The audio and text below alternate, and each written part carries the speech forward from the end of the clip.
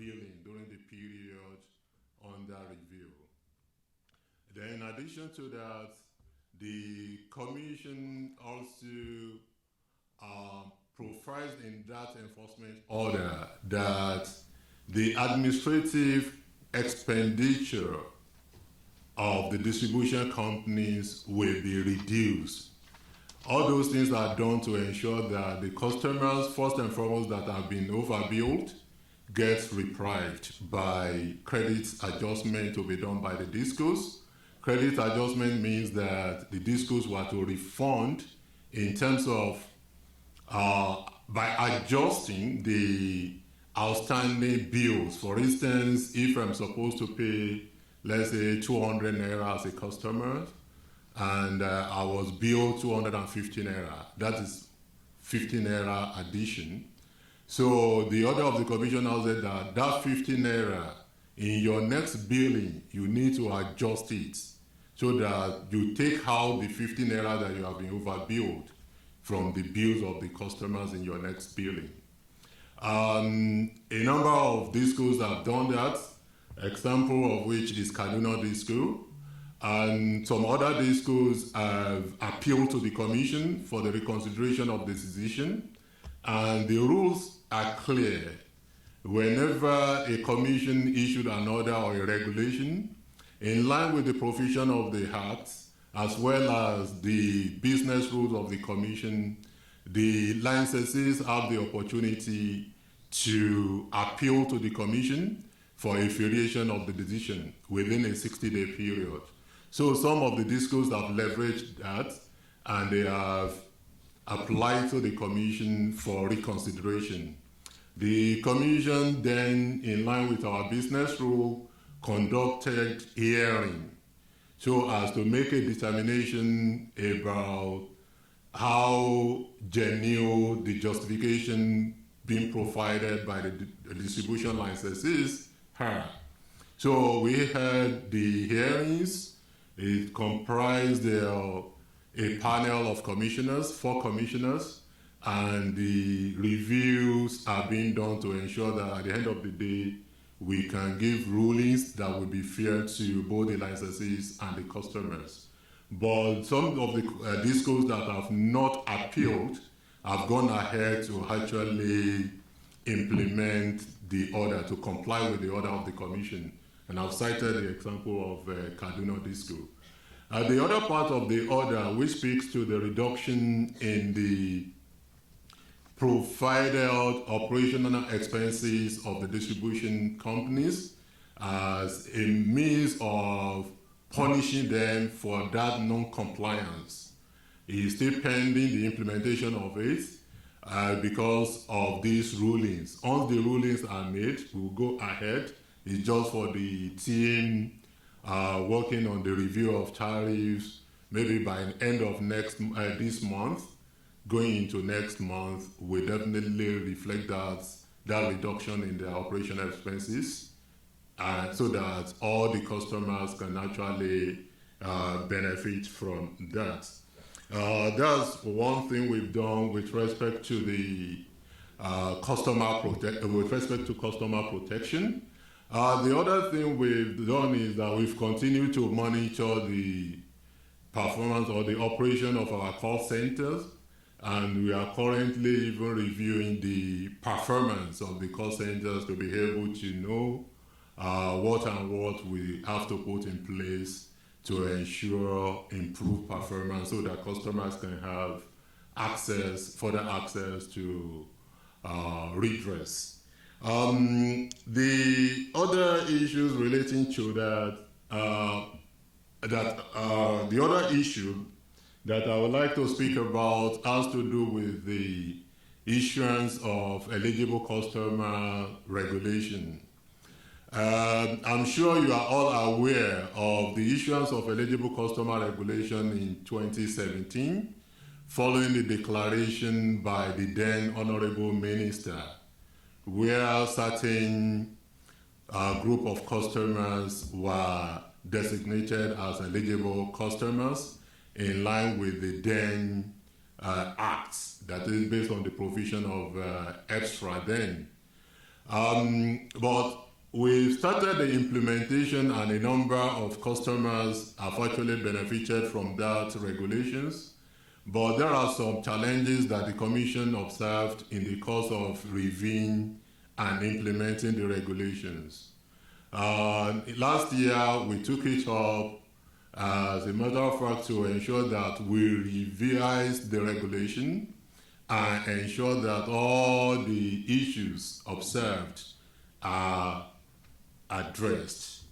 So based on our business rules, we engaged the public, we consulted widely, starting with the drafting of consultation paper, which was uploaded on our website, down to having a written comment, having written comments from the stakeholders, and also subsequent engagement with some selected stakeholders because of the technical nature of the regulation. So at the end of the day, the Commission has issued the regulation, and most likely it's on our website now if the IT has done their job. So the regulation basically now has amended sections. If you take a hold of the old one and the new one of the changes we have made has to do with the threshold. The original threshold was 2 megawatt hour per hour average for you to be qualified to apply for eligibility. That has been revised now to between 6 to 20 megawatts, depending on the nature of connection and depending on the footage level. So if you look at, and also we try as much as possible to provide clear delineation of each of the types of eligibility, customer status, a potential eligible customer can apply for. That wasn't clearly stated in the old regulation, but there has been a clear provision now. Among other things, we also ensure that some of the challenges we observed with respect to the nature of contracts have been addressed, because previous regulation made the room for best endeavor contracts, and that has really affected the operation of such transaction. Now we provided for the need for a firm contract and the securitization of the contract, so that at least all the challenges we've observed with respect to the implementation can be addressed. Then we've also tried as much as possible to codify the regulations and the competition transition charge, which was a provision in the old Act as well as the new Act. So what we now have is that both the processes for applying for eligibility as well as the determination of competition transition charge are now in the same regulatory instruments. And that will make it easier for any potential eligible customer or the operator to consult easily instead of having to deal with two different regulatory documents. So competition transition charge is based on the provision of the Act, and it means a revenue that a disco or a trading licensee can be allowed to earn, which will come from other customers, which as a result of the need to meet its total revenue requirement that has been impacted by an exit of eligible customers. Because the discos are not allowed to earn more than what the Commission has determined for them, but if they lose a customer to eligibility, there is a potential for them to lose their revenue, part of their revenue requirement. So there is a provision in the Act that the Commission may at a point in time review any application for such competition transition charge and make a determination and grants approval to the distribution company to earn such a revenue. So such revenue will come from such eligible customers, which the customer will pay in addition to paying for the energy such customer gets from the new supplier supplying its energy. So that's another thing. So one other thing we've also look at has to do with the sequencing. In the old regulations, the market participation agreement comes before the grants of eligibility. So the Commission has corrected that, because for you to participate as a market participant, for you to be able to register with the market operator, you ought to have been granted either a permit or eligibility status or license. So now market participation agreement will have to come after you have secured that eligibility from the Commission. So the application process too now has been amended. Previously, there were some concerns with respect to the clarity of the application process, but now we've now provided such clarity. We now ensure that the stages for application process is now 3. So you have the first process, which you file certain documents for Commission to determine your eligibility, to see whether you are an eligible customer. What that does is to help the customer from undergoing a rigorous process of signing an agreement with their potential suppliers and other related agreements, only for them to now come to the Commission, and the Commission will now say, all you have done has amounted to a waste because you are not really eligible.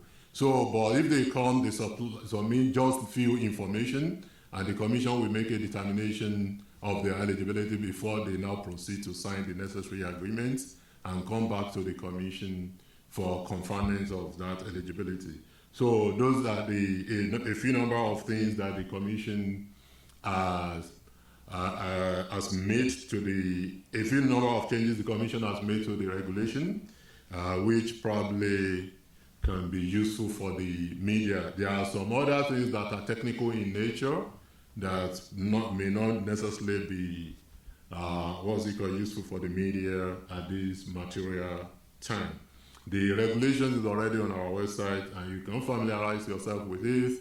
And if you have any questions, you can touch base with the Commission. You are our friends, so we will always be willing to listen to you. The third issue that I would like to address has to do with the rate application. Permit me to go on a memory lane, and I think it's not new to you that last year the Commission received application from the distribution licensees for a review of their rates. And as part of the rules of the Commission, we conducted hearings where we invited the consumer groups, advocates, then consumer group advocates, then we invited Nigerian Society of Engineers. We invited Manufacturer Association of Nigeria. We invited NOIS as an appellate of Nigeria Labour Congress and many other stakeholders. So the hearing was conducted in such a manner that the discourse were put on the spot to justify why the Commission should approve their application. And we also invited some interveners, some experts in the field that interrogated the distribution companies on their application. Also, consumer advocates also interrogated the application. At the end of the day, the Commission made a resolution on the application, and in December, the order was released, which was widely reported by the media, by you, which we really appreciate. And then in the order, it was provided that there will be constant review to ensure that the customers do not suffer the problem of rate shock. Even though in that particular order, the rates were frozen on the basis of the consideration by the policymakers and also on the basis of trying as much as possible to ensure that we also put in place the necessary enforcement that the Commission will need to enforce, improve service delivery. So fast track from that, a lot of work has actually gone into the process, into the application of the discourse. And most importantly, there was serious concentration on service delivery. Of course, we all understand, and I think the media, especially the energy correspondents we have here, you understand the value chain, where we have the generation companies, we have the transmission companies, and we have the distribution companies. Of course, the distribution companies serve as the interface between the sector or between the industry and the customers. And whatever the experience of the customers, any grievances are directed at them. Even sometimes the issues leading to that grievances might not necessarily be within their control. For instance, if there is an issue with generation, and also if there is an issue with transmission. So, and I'm sure since the last media engagements, we've experienced different changes to the level of service provision in the sector. I think in December there was an improvement in the quality of service, but leading to January there were some challenges. And one of the reasons for that challenges has to do with payments. Because the tariff is frozen at the rates obtainable as at December 2022, the payment to the generation companies has significantly gone down relative to their cost of operation. As you are aware, we have about 75% of our generation coming from thermal generation companies. That is a company making use of gas, that is gas-dependent generators, while about 25% comes from the hydro, making use of God-given water. As we may think that, okay, for water is God-given, but the machines put in place for processing the water into electron requires investment and has to be recovered. And even aside from that, there is water rates payable by the hydro generators. So on the basis of looking at the gas as a case, the gas as of December 2022 was $2.18 per MSCOF.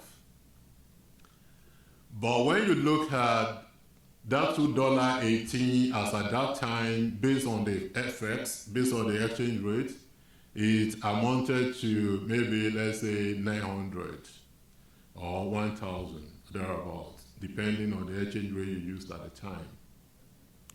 But fast track to December 2023, if you convert the same $2.18 into Naira, you know how much it is based on the FX rates.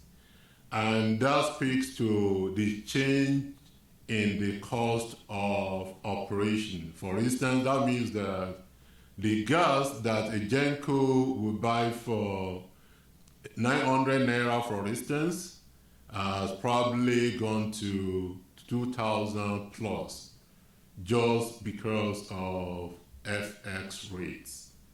And I would like to state that, of course, we can look at it that way, but one thing we need to realize is that as at the time the FX rate was 400, it means that FX rate was being subsidized. That means that you had two different sets of subsidies on the power sector then, likewise the petroleum sector. One thing was that the price at that time computed at roughly 400, 450 FX rates. The one that was transferred to the customers was less than what it's supposed to be. Let's say it was supposed to be 80 Naira or 75 Naira, but only 70 Naira was transferred to the customers. That means that you have a direct or open subsidy of 5 Naira. But the fact that a FX as at that time was also supposed to be, let's say, 600 or 700, but it was 450. That also creates additional subsidy that is hidden, which can be called hidden subsidy or indirect subsidy, which were both borne by the government. But because of liberalization of FX market now, that is unification of exchange rates, we now clearly see that the hidden subsidy now has become an open subsidy, and all has come to now all has now made up the total subsidy that was branded in the news by you, our friends, because I've read a lot of news where you talked about the subsidy based on the order released by the commission then. So on this note, but because the tariff payable by the customers had not changed, that really affected the payment to the generation companies, and that led to the situation whereby the generation companies were unable to also make payment for gas, and that also resulted in reduction in gas supply to the power sector, because there is competitive demand for gas now. You have so many other companies that require gas and pay for it. So in short, the issue has compounded the performance of the sector, and that led to the dip in generation we experienced recently. Of course, things are picking up now. So back to the application of the distribution by the distribution companies. So further review went into, first and foremost, you recall we classify customers on the basis of the hours of service, where you have band A, band B, band C, band D, band E, based on the service level. So the commission went to review the performance of those feeders, leveraging on technology. Leveraging technology to be able to monitor the performance of the feeders on near real time. And on that basis, the commission has decided that many of the feeders that the discos currently brandish as band A are not meeting the band A service. And as such, the feeders are being ordered to be downgraded immediately as a way of protecting consumers. So that is one thing. So on that basis, we have over 3,000 feeders, that is discos feeders, and initially we had over 875 feeders as band A feeders, based on the classification by the distribution companies.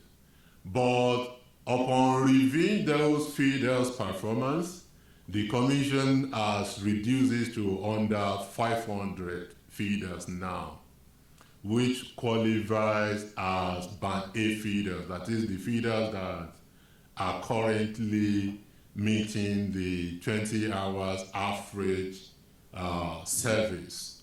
So when you look at that 480 something feeders, that is under 500 feeders, vis-a-vis the over 3,000 feeders we have, the computation shows that you have just 17% of the total feeders of the distribution companies now qualified as Band A feeders.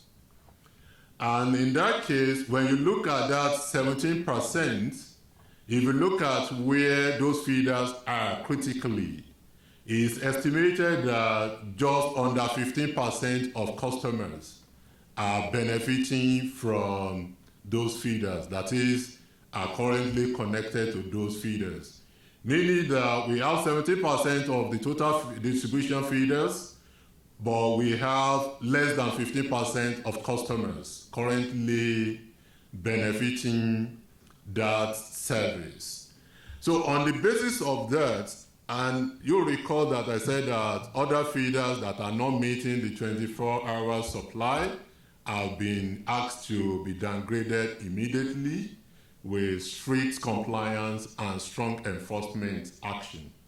So the Commission now set and review further the application by the distribution companies and have decided that only the 17% feeders and less than 15% customers will be affected by any rate increase that the Commission will ever approve for the distribution company.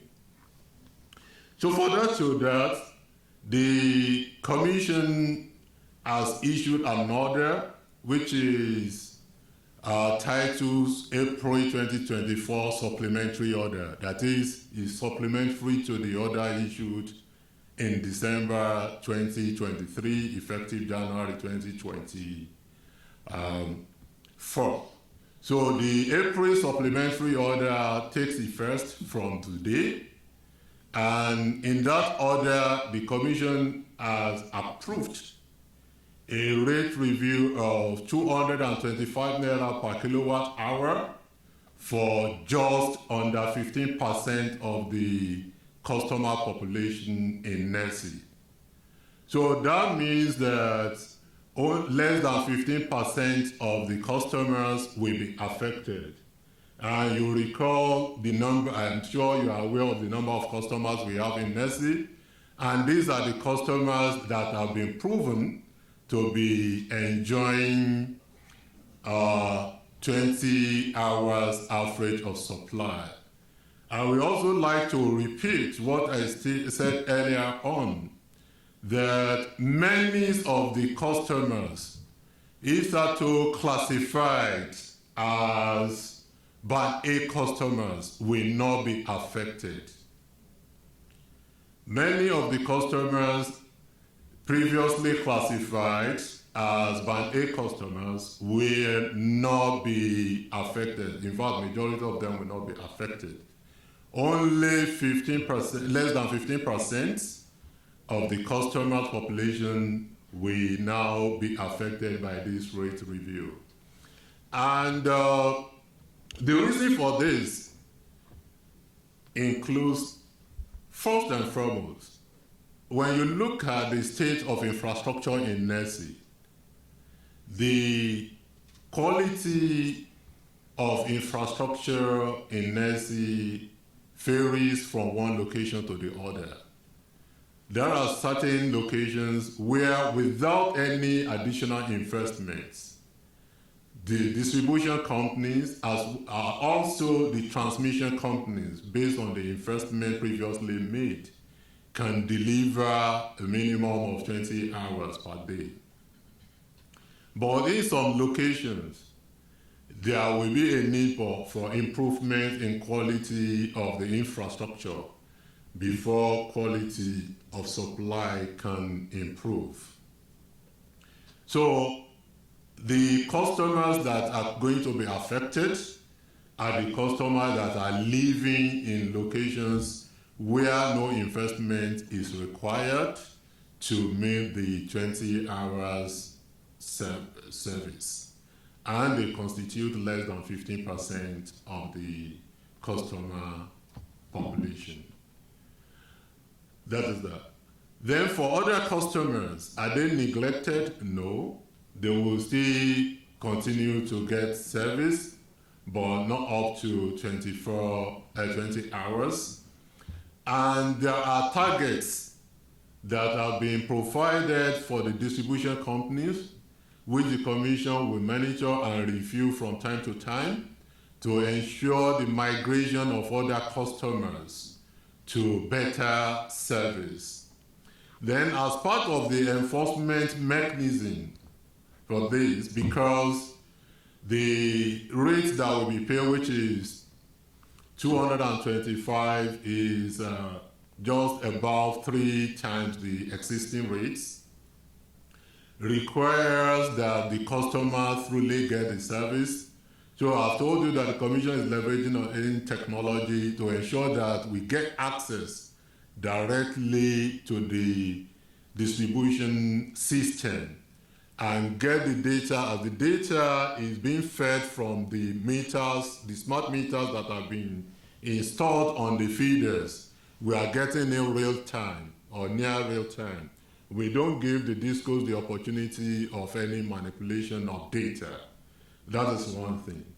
Secondly, the order provides that the discos must be publishing the 7-day rolling average of service delivery on each of the feeders on their websites. What that means is that there will be a 7-day rolling average, this level of service on a particular feeder. Also, for each of the prior 7 days, they will also publish that. We've given them the template, and that has already started. And for customer identification of the feeder, so that we can get self-reporting from the customers, we've now ensured that instead of using some notation for feeder identification, discos have been mandated to put names to those feeders. What I mean by that is, if you list a feeder now, you can use any nomenclature you want based on the guidelines, but you now need to make a list, at least 3 to 4 names of the streets that are covered by that particular feeder, such that the customer on that feeder will be able to relay that fully, oh, this is Maitama, so in Maitama, so address in Maitama, a street in Maitama, and so on and so forth. And customer can really question the integrity of the data published by the disco and also report to the Commission as well. As part of the enforcement, monitoring and evaluation mechanism, discos have also been mandated to set up rapid response team in different locations. That is, in the locations that those feeders that are going to be affected by the rate review are located, so that the customers in those areas can have access to near real-time response from the distribution companies. So the discos have been mandated to publish the contacts of the rapid response teams in each of the locations where the customers that will be affected by these rates are residents. So we are starting with that. As I said, we are not neglecting other customers, but we are commencing with the customers that are going to be affected by this rate review first and foremost. And we migrate or continue to review and ensure that this rapid response team and all other mechanisms being put in place for performance monitoring also cascade to other customer clusters. That is one thing.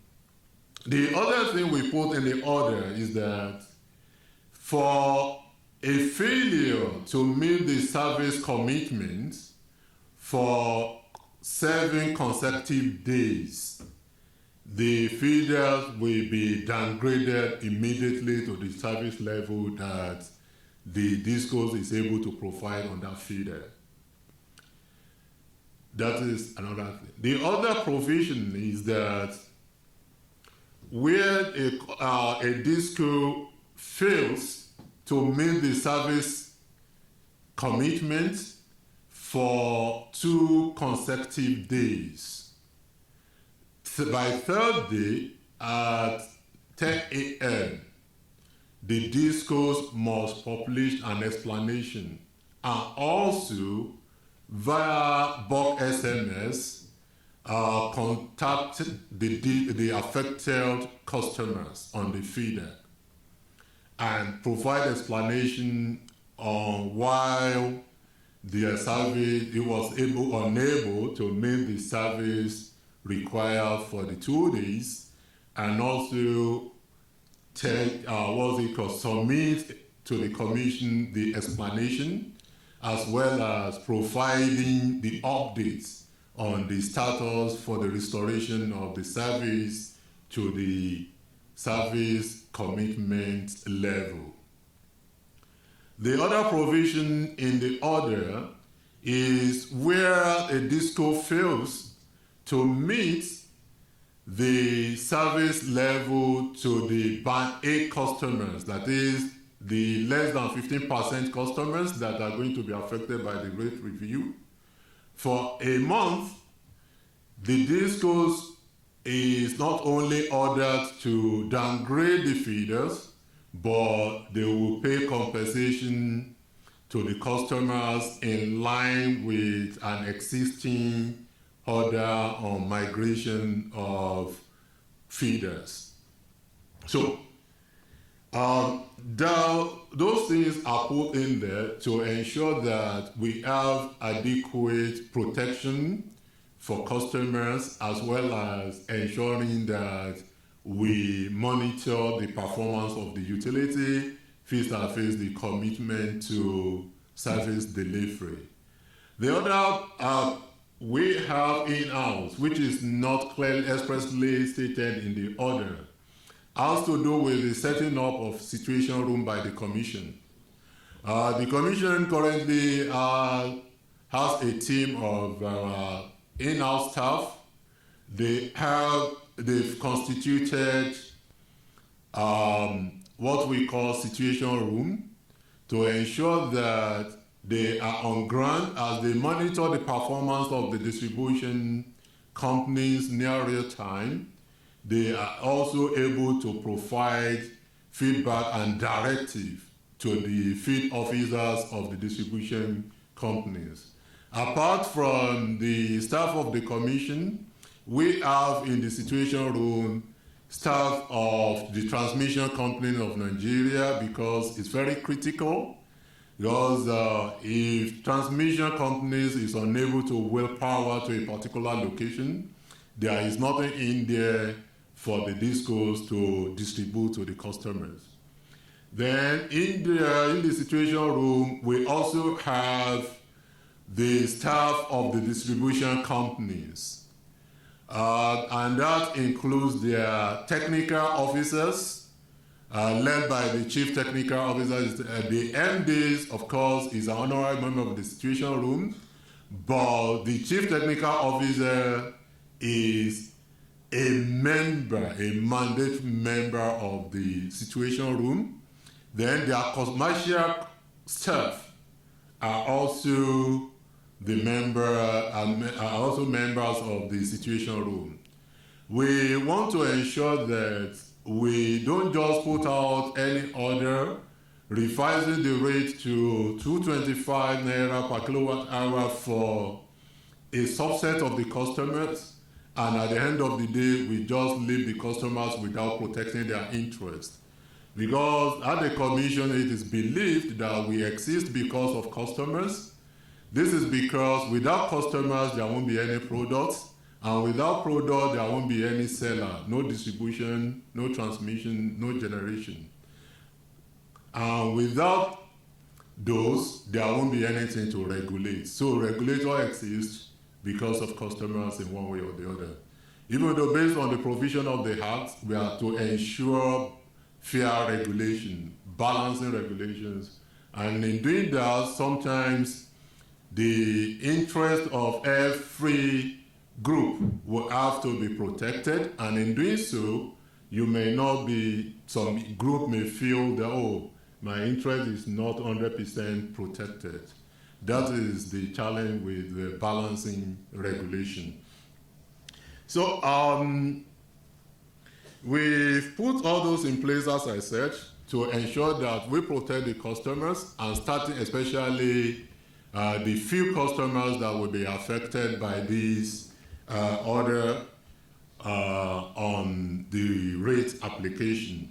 The order will soon be released to the press, but we feel that it's important for us to engage with you first as our partner in the business, just to ensure that there is no misrepresentation of facts, because your duty is to inform, but not to misinform. And in doing your duty, we hold you the responsibility of explaining certain things to you, because there will always be information asymmetry. Because this is not what you deal with day in, day out. But we that deal with that every day, the information we have and the actions we have taken, we need to provide explanation to the Nigerian public. On this note, I will stop here now first. As I said, sorry, before I stop, enforcement of investments is key, and that has not changed. These codes have been mandated to make certain investments, and the Commission is monitoring it. But investment in the sector goes beyond the distribution level. It covers the transmission and also the generation segments. But one thing is clear: investments will only follow the path to recovery. And that's been the reason the level of investment we have witnessed in the sector so far is lower than what would be expected because of the challenge of recovery. But we are trying to ensure that we make the sector as much lucrative as possible in order to attract more investment into the sector. And the Commission is poised and determined, and we have able staff to ensure that we achieve that. But we need support of the media, most importantly, because you control the narration and you control the larger populace. On social media, you are out there. On print media, you are there. And whatever the information you pass out there, people tend to believe. So it's important, and I believe you also hold this nation the responsibility of fair reporting, transparent reporting, and don't mislead or misinform the populace. So that is really key. One other thing is that when you look at the affected customers, they have the highest metering rates compared to other customers.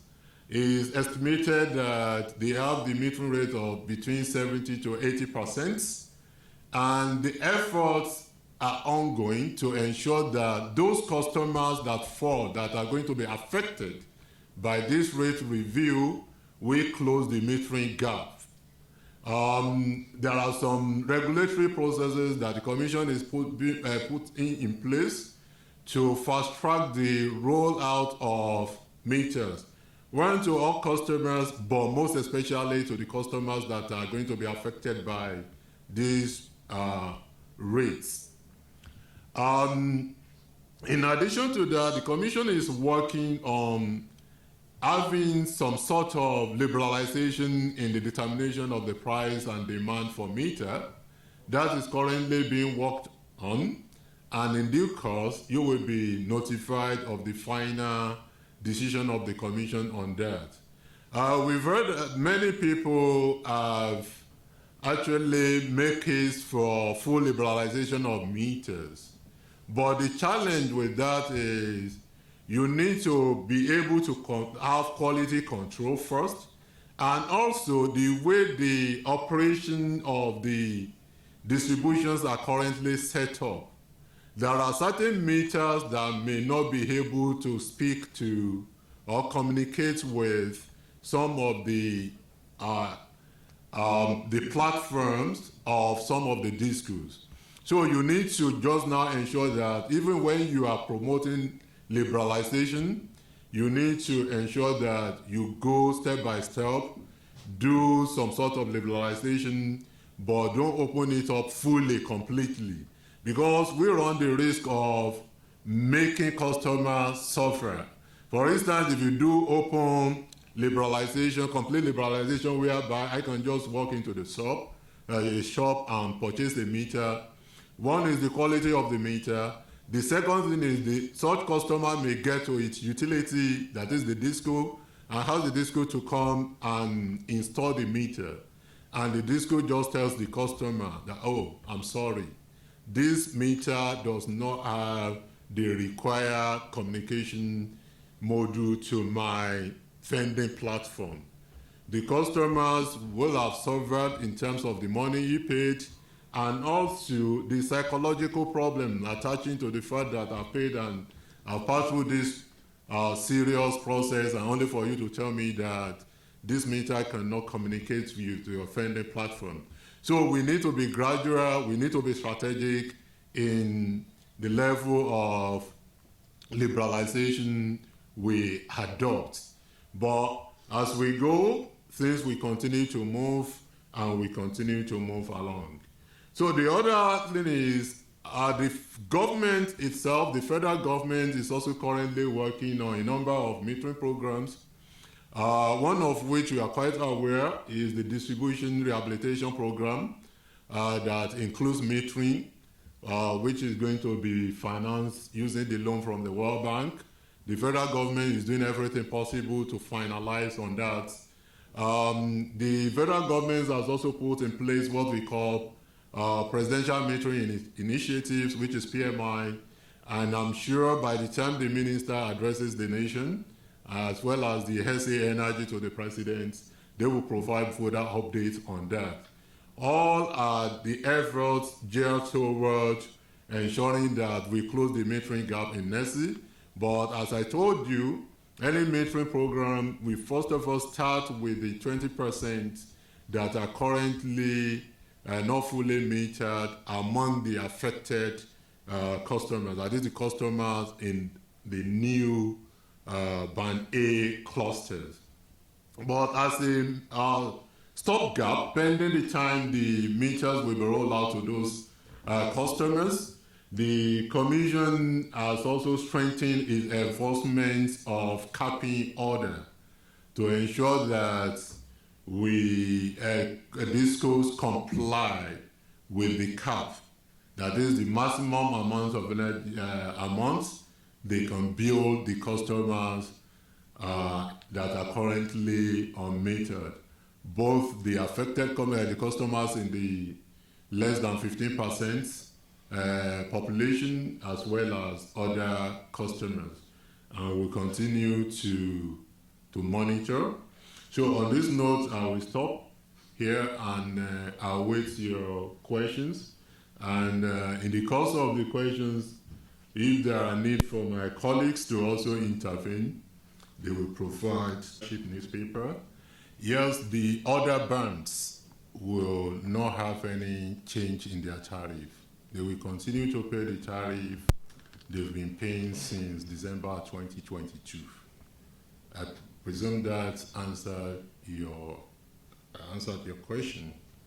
So the first question by Mr. Abbas, Vanguard newspaper, You talked about the monitoring and evaluation, and you made mention of some customers, or that many customers in the old regime didn't get the service. I think when I started, I acknowledged that. We did a review. Of course, many customers got the service during the period, and many customers didn't. So eventually, based on our review of the data available to the Commission, we realized that on average, the Band A customers got about 16 hours instead of the 20 hours. That was on average then. But that means that when you are doing average, it means that some got above, some got the minimum of 20 hours, and some definitely get something below. And it was on that basis we started the review or pruning down of the Band A feeders, leading to this final decision. I told you that close to 900 feeders were initially stated as Band A feeders. That is 875, if I remember correctly, as Band A feeders in the old regime. But what we have currently is less than 500 that the Commission has determined that really got the necessary service, and it is those feeders that the Commission has approved for their rate to go up, and those feeders will be published in the website of the distribution companies, 7 days rolling average, and also in the orders of the Commission. The approved affected feeders will be published in the order of the, is already contained in the order of the Commission that will be published later. So we put in place a lot of enforcement processes, which I actually talked about the other time. First and foremost, the enforcement will be much easier now because the number of feeders that are in the buckets have gone down significantly. You have less number of feeders to worry about. So in this, then, we have also explained that we have about 3 or 4 different ways of validating the, compliance to the service commitment. One of which is what we call API, that is Interface Protocol, whereby we get the information we plug in using technology to get data from the distribution companies. And the other one is even having access, login access to their own metadata management system, whereby we can also get information as they come from the feeders based on via the smart meters on the 11 kV feeders of the distribution company. The other ways of validating is also to now check what the discos publish on their website and tally it with what we are able to get from the using the technology. So that at the end of the day, if there is a disparity, they need to come and explain to the Commission. And the Act is clear on provision of false information. And good, the Act now has provided more powers to the Commission. I think we were all aware in the old Act, the enforcement actions of the Commission was significantly limited and impacted by the provision of that Act because maximum of 10,000 Naira per day was what the Commission could find a disco or any licensees that has failed to comply with the terms and conditions of their license. And only just 10,000 Naira, not per day in this case, that the Commission could legally find a licensee that did not comply with the regulations or order of the Commission. That really also contributed to enforcement action. But now the power has been improved. You are aware of the intervention in Kaduna. We couldn't have been able to do that using the whole act. We did something lesser than that in 2018 when we suspended the board of Ibadan Disco. The court said we didn't have the power to do so. But now we did it, Kaduna, they could not even go to court, let alone the court deciding that we don't have the power. So now all those things are definitely working for the commission, and the commission is supposed to ensure compliance. And I've told you, publication of 7 days, rolling average, our ability to leverage technology and get direct data from their MDMS, and also the situation room we have put in place as part of the enforcement mechanism will definitely enable us to react to any failure near the real time. So we are determined that customers will get this service, and we are going to enforce that. And we have started by ensuring that all the feeders, the discos were previously, many of the feeders they were previously brandishing as band A feeders have been taken out. To say that you've not been able to prove empirically that you are able to supply band A service to these feeders. So those are things we have put in place. To Mr. Kingsley, Guardian, yes, you talked about the amount put as the cost-reflective tariff for band A customers in the old feeder vis-a-vis the new rate. You are correct. But first and foremost, when that order was issued, the rate, FX rate was less than 1,000 Naira per dollar.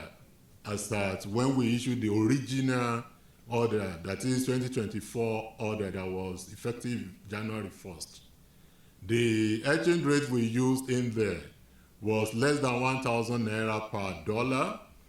Now exchange rate has gone over 1,000 Naira.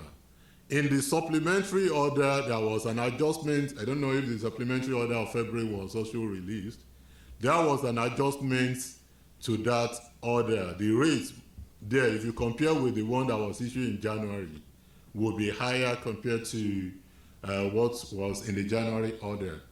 Apart from that, January or February to now, is that when you look at the inflation rates in December, January, or even early February, that is, which will be the inflation rate for January or for December that were published, the inflation rate as at the end of February, which is the newest or the current inflation rate available as published by the Bureau of Statistics, is more than what it was then. Currently, I think it's 31 point something. So all those things contribute to the changes in the actual cost reflective tariff of the discos, and also in terms of the band A tariff now. The other thing we need to also look at is, and that speaks to the question by leadership and also speaks to this question by Mr. Kingsley, is that if I'm enjoying by A service, for instance, I get minimum of 20 hours per day, I'm being saved from buying diesel. Diesel today goes at the rate of 1,500, 1,600 or 1,000, depending on where you live. So in a liter of diesel, you can only get the maximum of 3 kilowatts. So if you look at the fuel cost, that is diesel cost alone, for you to get 1 unit of electricity, 1 kilowatt, you are already into 500, 550. So when you now have had the cost of the generator itself, you amortize it over a number of years, you add it to it, you have the maintenance cost, is way, way, way more than what the band A, what the 225 is. But for people paying 225, they will spend less, they may not even spend anything on generator. or if they have to, maybe maximum of 4 hours. But people getting poorer service compared to this Banhe will spend more in putting on their generator. Similar thing speaks to our petrol-powered fuel generator. The maximum you can get per liter is around 2.5, 2.6. So when you look at that, add the cost of petrol, add the cost of maintenance, add the cost of the generator itself, you amortize over a number of time, you will see that people paying this IR 2225 are better off. So in order also to be fair, I talked about fair regulation the other time. This particular order has taken care of that to ensure that if you are going to spend less on generator because you are getting better service, because you are located in a place where the infrastructure already affords the opportunity to deliver the service, you pay higher than other customers. So for now, other customers are not going to experience any increase, any change at all in their tariff. So that is that. On the review of ECR, what necessitated the review? Many factors. And now I think I mentioned some of them. First and foremost, in the course of implementing the regulations, we had many challenges, one of which is that the old regulations makes registration as market participants a condition precedent to getting the approval of the commission to even be an eligible customer. Meanwhile, to get approval of the commission to be an eligible customer before you register as an eligible customer with the market operator. That is one thing. The other thing is there have been challenges with the customers in getting supplier agreements, the supplier of last resort agreements from the distribution companies. Because the old regulations provides that the customer, that is the eligible customer applicant, should get supplier of last resort agreements from the distribution company in their area. We've seen some sort of frustration or some difficulties in getting that supply of last resort agreements from the distribution company. So we've taken that away from them now. They don't have that opportunity. The other thing is that we look at the current network, and we realize that many of eligible customers at 2 megawatt hour per hour will definitely be on, some might be on 11 kV level, because 2 megawatt is still less than the capacity of 11 kV. So if you continue with that now, and an eligible customer comes to say, oh, I'm in 11 kV level, I want to be an eligible customer. The challenge with that is monitoring will become an issue, because we currently have a bit of that, the way electron moves, and it has serious implication on even the health of the infrastructure. If you say you are eligible customers, that means that the DISCO will ask you to pay maybe just dues and so on and so forth. Of course, the challenge is that in some locations, the way the 11 kV networks are configured, it will be difficult for the market operator to have visibility to the eligible customers administration. Meanwhile, it's the market operator that is responsible for settlement. On that basis, in order to align with the network and grid codes and so on, other rules, we have to now correct the anomalies we have experienced and say, okay, we move the threshold to the level that is in compliance with the extant rules. And in doing so, we are also mindful of the fact that this is a regulatory instrument.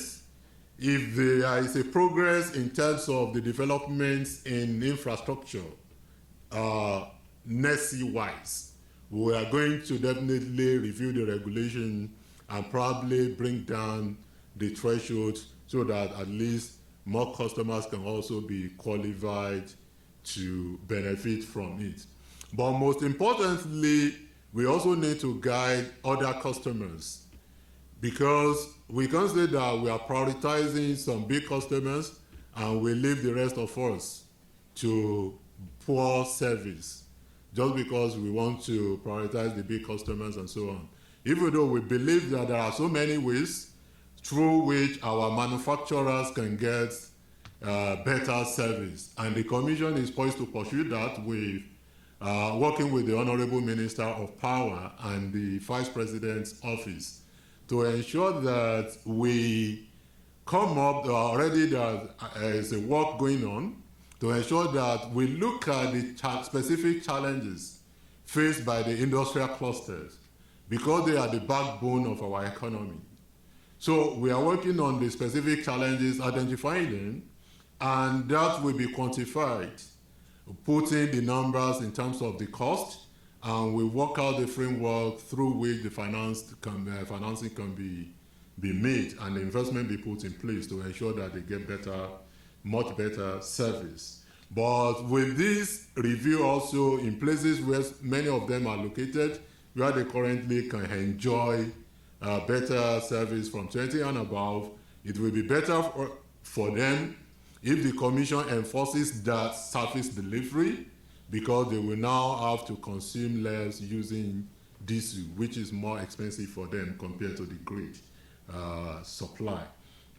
So those are a few things. If you look at the regulation now, if you have the old regulation and the new one, you may be able to clearly see the differences.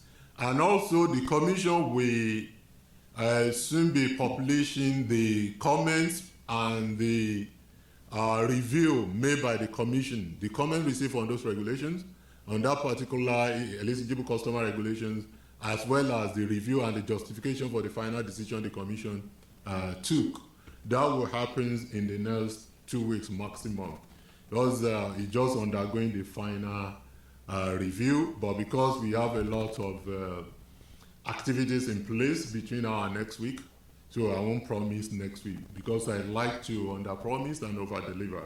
So that is that. I think I've probably covered the questions. Okay. I asked when that tariff was, when the new MITO was released in January, yeah, the Commission said this is the amount customer is supposed to pay. yeah, but it is frozen at this amount. yeah. My question is, if an A customer is going to pay the 225? Yes, the new Band A customers, let me put it that way, because there were some Band A customers, as I said previously, but based on our empirical analysis, customers not being able to meet the service. So we've reviewed those downward. They are not going to be affected, but less than 15% of the customers will be affected by these new rates, while others will pay the rates they've been paying since December 2022. So their tariff is still frozen. Okay, please, go ahead. Thank you for this. I'm Victor Awoku Punch. Okay. So as not to write what may cause trouble, or you say we don't understand it, things like that. Now, Band A, new Band A customers are to pay 225, and they are paying it from their pockets.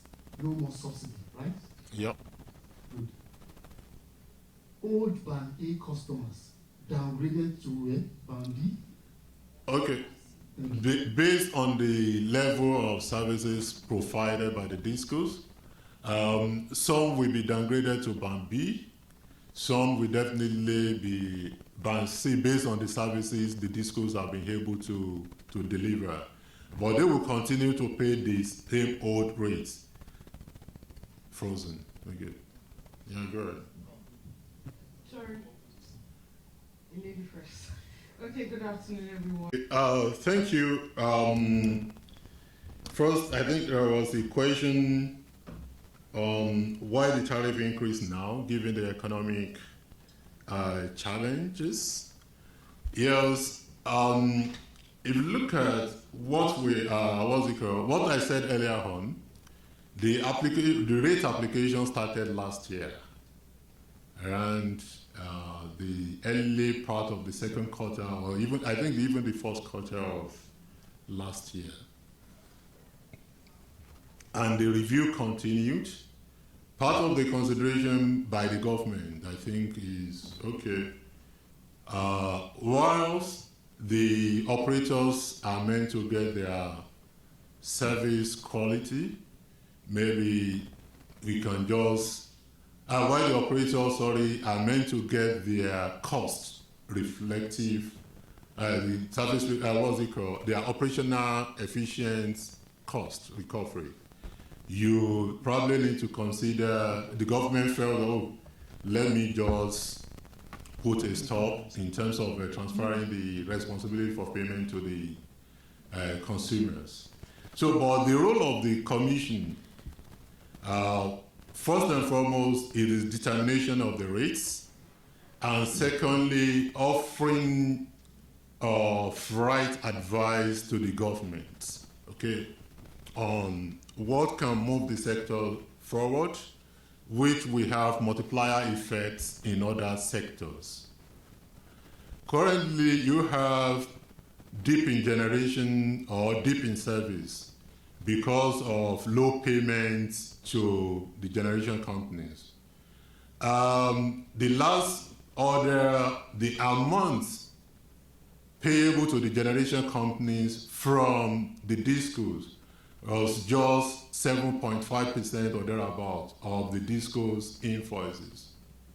Of course, you can say, oh, government will take care of the rest, but if you now look at the amount, face to face the other competing needs of the economy, will you want the government to continue to do that?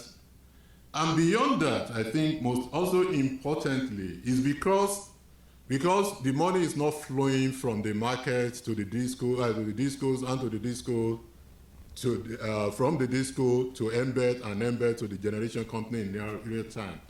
It affects the availability of generation capacity. What that means is that it contributes to backward or downward in available services to the customers. Even if we now say we are protecting the customers, but that's also leading to poor service. The same customers will still have to now power their generator at the expensive amount. You are making them worse off compared to if you are able to improve the liquidity of the sector by making them to pay more relatively, but lower than what they will spend on generator, and get the service so that the spend on generator is no longer there or is greatly minimized. You are definitely doing them a favor better than if you just say, okay, don't pay, I will pay, but the money doesn't come in time and they are not getting the service, now operating their generator for longer hours. So in such case, you are not really helping the customers in actual sense. Because the money you said they shouldn't pay for grid is now going into running the generator for so many hours. So if you do the mathematics at the end of the day, then we'll be better off paying a little higher and make the sector relatively liquid so that improvement in quality of supply is get to them. That's the technical. The policymaker may have a different interpretation or the reason, and I'm sure the honorable ministers and other policymakers will definitely also address the question. But from regulatory perspective, that's the some of the considerations that we think it's better we do this now and begin to move gradually and ensure that these people actually get service so that they don't spend more on diesel. And at the end of the day, they will be better off for it in terms of the welfare computation or net welfare position of such an action. So that is one. The other thing is the fact that we want more investment in the sector. And obviously, if I asked you, even if you get any windfall money today, will you invest in the Nigerian power sector? I will be lucky to see one hand going up. And because of what the path to recovery is currently not really attractive. So you need to ensure that the market itself is sustainable, and that process we need to start so that we make the market sustainable, which will now attract the right investors to invest in the sector. And we've been talking about targeted investments. Now we start from, okay, this part, do this, extend to this and this. And that was the reason we put in place what we call performance improvement plan. Now there must be a plan to improve the quality of service to already connected households before we talk about expansion to currently unelectrified area. So that's that. There's a question around estimated customers, that is estimated bill. I think I mentioned it earlier on, and I think I started my remarks from what the Commission did not quite long ago in enforcing the capping order. That capping order is still in place, and the Commission will continue the monitoring and also ensure that where we find any non-compliance, the discos will be penalized. I told you that based on the Act now, there is more power with respect to enforcement action. And we have started testing it, and we are poised to test it. Of course, we'll be fair to all the parties based on the provision of the Act.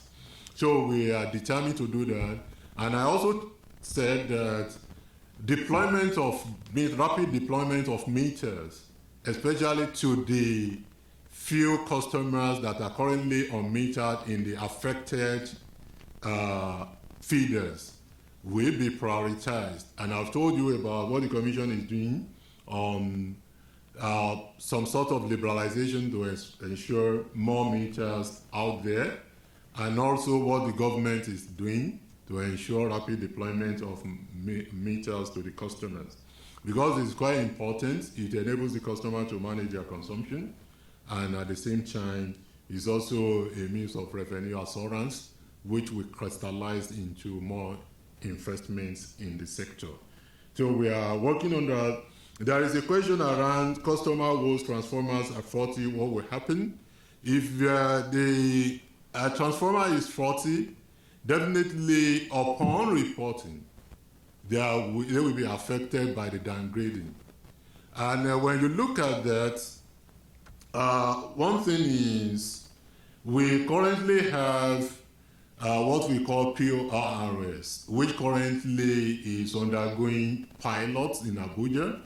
The objective of the Commission is to resolve some of the teething problems we have identified and roll it out nationwide, so that other customers in other discos can also report directly through that. And already the Commission gets alert when such reports, and the discos also get alert, and the Commission is able to monitor the resolution processes by the discos. It's not based on, oh, disco has reported that we do this. The Commission is monitoring it real or near time. So we are working on deployment to other parts of the countries so that they can have that. Another thing is the situation room, as we put in place. We've tested the situation room during COVID, and it worked, because then customers had the opportunity to contact the Commission directly, but especially the customer in this that are currently on the feeders that are affected, definitely they will be properly protected. On the tariff by my brother, yes, I think I explained based on my understanding of the question earlier on, but I now sense that what you are now asking is, currently I say it's going to be 225 across. But meanwhile, you can have cost-reflective tariff varies from one disco to the other. So when we make it across, that what it means is that some customers that will be paying this 225 in some other places are still getting some portion of subsidy. You mentioned Yola the other time that based on the initial order that you referenced, I think you said 230 something, right? But when you now put in the new indices, definitely there will be more than that 230 something, but they will be paying 225. So definitely there is still some slight subsidy that some of the Band A customers in those discos are still getting. Because again, based on the design to ensure that, one, people have been talking about, oh, can we have some sort of uniformity in pricing across the nation? Of course, there are some bits of challenges there, but at least this one, let's say because of the movement, let's make it uniform, let's unify it so that those people in those areas can still get a bit of subsidy. So you are correct based on your understanding of the order. So in places where you have Band A customers cost reflective tariff higher than this amount, they are getting a slice of subsidies in those places. And you can also, and I think that's also fair enough, so that you don't have somebody in Yola to pay maybe 250 or 270, somebody in Lagos currently paying 225 and so on, and they get the same service. Of course, regulatorily, there is no problem because if it's based on the empirical data used, but policy-wise, there is a need consideration, which is based on some of the discussion that we've had with the policy. Of course, we said this is the last question, but I don't know if there are comments from my colleagues that we can definitely chip in and make some comment before we round it off. Thank you. Okay. Thank you, Vice Chair. And I think thanks to our friend from the media. I think it's been a very insightful session for you to understand the basis of our actions. And hopefully that will be communicated to the populace accordingly, so avoid any adverse reaction. So I think just to add to what the Vice Chair mentioned, and I think hopefully I can answer the question from the gentleman from the Guardian. I think the first principle to understand is that the Commission's responsibility per the Act is tariff determination, to determine what is a cost-effective tariff that balances the requirements of customers and investors. Because at the end of the day, if you protect customers 100%, you have no investors to actually have any products to give them. So that's our work. And I think you would note, as the Vice Chair mentioned, commencing from March 2024, which was effective in January of this year, the Commission made a commitment to a monthly review of the tariffs, right? And that monthly review was geared towards ensuring that things move in real time, right? And what we did in 2024 for the first time was that historically, the subsidy that was happening in the sector was actually implicit. In that we calculate the tariff and say, okay, we know the cost effective is 20, but we'll now say, okay, this goes charge 10. But then for the masses, there is no clear evidence that this is happening.